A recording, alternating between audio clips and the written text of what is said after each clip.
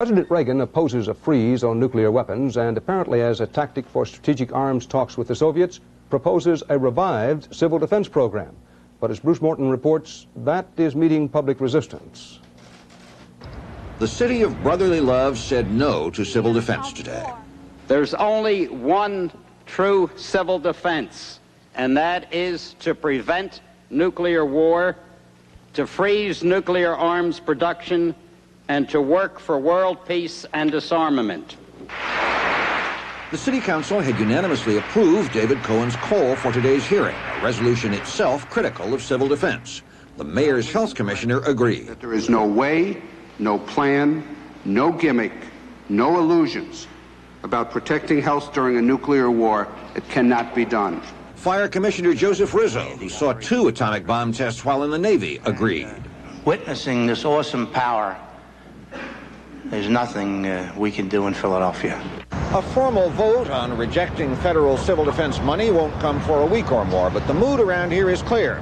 One city councilman said being against civil defense is like being for motherhood this week. Everybody's on one side. Not just in Philadelphia. It is an attempt to lull the populace into a false sense of security by obfuscating the real issues. This is the city council in Boulder, Colorado, which turned down civil defense earlier this year.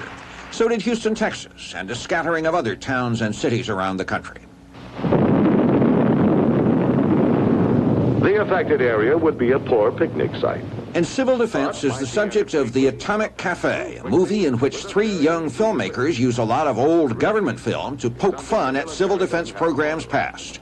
Remember the hide under your school desk drill? Duck and cover, tight. Duck and cover under the table. It's a bomb. Duck and cover. Actions against civil defense like the movement for a nuclear freeze are part of a growing anti-nuclear feeling in the country. Does that worry the Reagan administration? Assistant Secretary of Defense Richard Pearl says it could hurt. If the Soviets get the idea, in short, that there is sufficient political opposition to the maintenance of an adequate American deterrent, they'll have no incentive to negotiate. But Pearl does not think that has happened yet. The modest civil defense program isn't much of a bargaining chip anyway, he says, adding that the protesters are simply expressing concern. Bruce Morton, CBS News, Philadelphia.